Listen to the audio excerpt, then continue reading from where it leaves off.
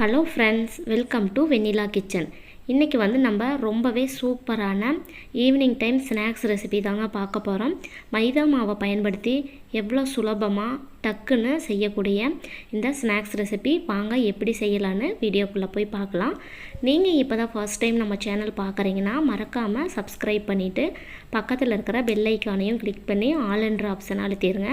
அப்போ தான் நான் போடுற வீடியோ உங்களுக்கு நோட்டிஃபிகேஷனாக வரும். வாங்க இப்போ வீடியோக்குள்ளே போகலாம். இந்த ஸ்நாக்ஸ் ரெசிபி பண்ணுறதுக்கு ஒரு மிக்சிங் பவுலில் 1 கப் மைதா மாவு சேர்த்துக்கலாம்.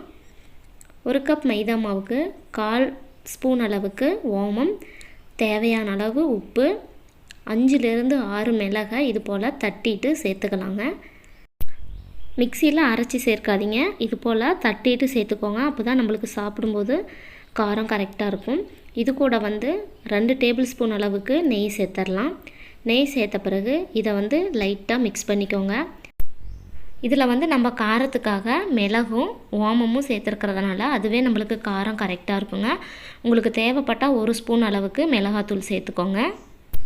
எல்லாத்தையும் நல்லா மிக்ஸ் பண்ணிவிட்டு இது கூட கொஞ்சம் கொஞ்சமாக தண்ணி சேர்த்து நம்ம சப்பாத்தி மாவு பதத்துக்கு நல்லா மிக்ஸ் பண்ணிக்கலாங்க. எனக்கு 1/4 டம்ளர்லேருந்து 1/2 டம்ளர் வரைக்கும் தண்ணி தேவைப்பட்டுச்சிங்க.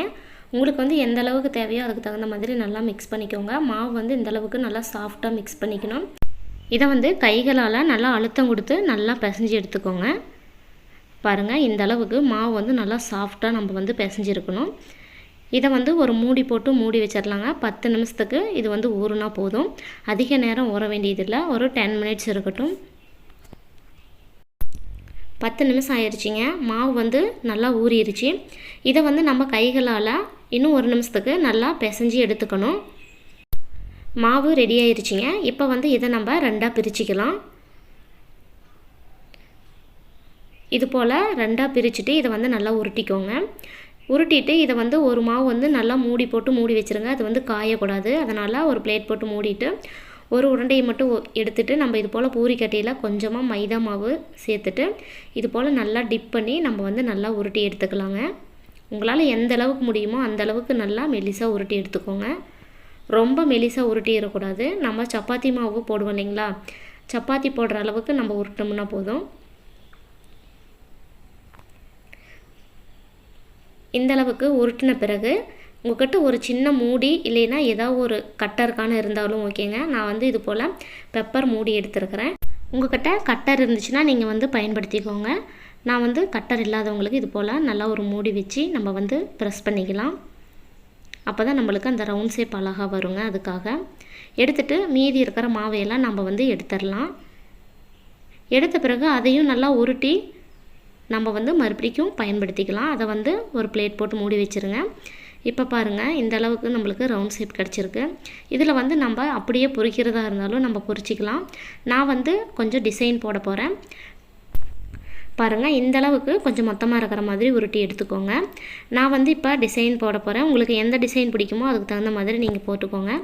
நான் ஃப்ளவர் டிசைன் இன்றைக்கி போட போகிறேன். பாருங்கள், இது போல் 4 பக்கமும் கட் பண்ணிவிட்டு சென்டரில் கொஞ்சமாக கட் பண்ணிடுங்க. கட் பண்ண பிறகு இது போல் 2ஐயும் சேர்த்துட்டிங்கன்னா உங்களுக்கு ஒரு ஃப்ளவர் டிசைன் வந்துடும். பாருங்கள், பார்க்கும்போதே உங்களுக்கு தெரியும் நல்லா ஃப்ளவர் வர்றது. நம்ம அப்படியே வேணும்னாலும் பொரிச்சிக்கலாம். ரவுண்ட் ஷேப்பில் அழகாக இருக்குங்க. இது போல் ஃப்ளவர் போட்டு கொடுக்கும்போது குட்டீஸ் எல்லாம் விரும்பி சாப்பிடுவாங்க. அதுக்காக நான் இந்த டிசைன் போடுறேன். பாருங்கள், பார்க்குறதுக்கே ஒரு ஃப்ளவர் ரெடி ஆயிடுச்சு. இதே போல் நம்ம எல்லாத்தையும் நல்லா டிசைன் போட்டு எடுத்துகிட்டு வந்துடலாங்க. இது டிசைன் போடுறதுக்கு கொஞ்சம் லேட் ஆகும். அப்போ ஒன்று ஒன்றா டிசைன் போட்டு நீங்கள் ஒரு பிளேட் போட்டு மூடி வச்சிடணும். மாவு நம்மளுக்கு காஞ்சிடக்கூடாது. ஃபஸ்ட்டு உங்களுக்கு ஃபஸ்ட்டு செகண்டும் போடும்போது கொஞ்சம் கஷ்டமாக இருக்கிற மாதிரி தாங்க இருக்கும். போட்டுட்டிங்கன்னா உங்களுக்கு ரொம்ப ஈஸியாக இருக்கும். நீங்கள் கட் பண்ணி இது போல் ஜாயிண்ட் சேர்ந்துக்கும். அதனால் கட் பண்ணிவிட்டு இந்த மாதிரி நீங்கள் ஃப்ளவர் சேர்க்கணும். அப்போ தான் நம்மளுக்கு அழகாக சூப்பராக கிடைக்குங்க. உங்களுக்கு மாவு ஒட்டுற மாதிரி இருந்துச்சுன்னா கொஞ்சமாக மைதா தூவிட்டு அதுக்கப்புறம் கூட இது போல் டிசைன் போட்டுக்கோங்க. மைதா போட்டு இருக்கும்போது நம்மளுக்கு அடியிலேருந்து எடுக்கிறதுக்கு சுலபமாக இருக்கும். அதுக்காக அவ்வளோதான், சூப்பரான ஃப்ளவர் டிசைன் எல்லாமே நம்ம போட்டாச்சுங்க. இப்போ எல்லாத்தையும் பிளேட்டில் எடுத்து வச்சுக்கலாம். எடுத்து வச்சுட்டு இது நம்ம ஒவ்வொன்றா சேர்த்துட்டு எண்ணெயில் பொரித்து எடுத்துக்கலாங்க.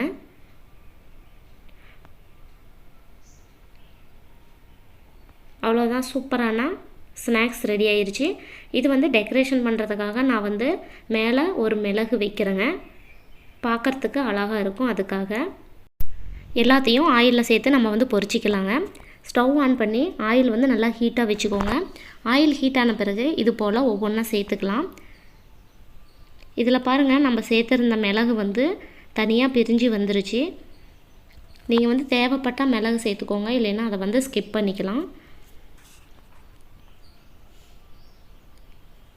இது போல் எல்லாத்தையும் சேர்த்த பிறகு ஒரு சைடு வெந்த பிறகு நம்ம வந்து பின் சைடு திருப்பி வச்சுக்கலாங்க. அடுப்பு வந்து மீடியம் ஹீட் இல்லைன்னா லோ ஃப்ளேமில் வச்சுக்கோங்க. ஹை ஃப்ளேமில் வச்சிங்கன்னா நம்மளுக்கு வந்து வெளியே மட்டும் கருகிரும், உள்ளே வந்து வேகாது. அதனால் இது போல் லோ ஃப்ளேம் மீடியம் ஃப்ளேம் வச்சு இது போல் நல்லா பொரித்து எடுத்துக்கோங்க. அவ்வளோதான், சூப்பரான கிறிஸ்பியான snacks, evening time snacks ready ஆயிருச்சுங்க. நம்ம சேர்த்து இந்த மிளகெல்லாம் தனியாக வந்துருச்சு. நீங்கள் வந்து கொஞ்சமாக கட் பண்ணிவிட்டு உடச்சிட்டு கூட நம்ம வந்து சென்டரில் வச்சுக்கலாங்க. நான் வந்து முழுசாக சேர்த்துனேன், அது வந்து தனியாக பிரிஞ்சு வந்துருச்சு. மீதி இருக்கிற எல்லா ஃப்ளவரையும் நம்ம வந்து பொரித்து எடுத்துக்கலாம். அவ்வளோதாங்க, சூப்பரான ஈவினிங் டைம் ஸ்நாக்ஸ் ரெடி ஆயிருச்சு. இதை வந்து ஒரு பிளேட்டுக்கு நம்ம மாற்றிக்கலாங்க. நம்ம சேர்த்துருந்தப்ப மிளகு வந்து தனியாக வந்துட்டதுனால இப்போ வந்து நான் அதை வந்து டெக்கரேஷன் பண்ண போகிறேங்க. அந்த மிளகு வந்து இது போல் எடுத்து வச்சுட்டு ஒவ்வொன்றா எடுத்து சென்டரில் வச்சிடலாம். பார்க்குறதுக்கு கொஞ்சம் அழகாக இருக்கும். அதுக்காக சூப்பரான ஃப்ளவர் டிசைனில் மைதா வச்சு ஈவினிங் டைம் ஸ்நாக்ஸ் ரெசிபி பார்த்தாச்சிங்க. இதை பாருங்கள், நான் உடச்சி காட்டுறேன், எவ்வளோ கிறிஸ்பியாக இருக்குன்னு பார்க்கும்போதே உங்களுக்கு தெரியும். கண்டிப்பாக இதை வந்து நீங்கள் ட்ரை பண்ணிவிட்டு எப்படி இருந்துச்சுன்னு ஃபீட்பேக் எனக்கு கமெண்ட் பாக்ஸில் கமெண்ட் பண்ணுங்கள். நான் செஞ்ச இந்த ஸ்நாக்ஸ் ரெசிபி உங்களுக்கு பிடிச்சிருந்தா லைக் பண்ணி ஷேர் பண்ணுங்கள். மறக்காமல் வெண்ணிலா கிச்சனுக்கு சப்ஸ்கிரைப் பண்ணுங்கள். தேங்க்யூ.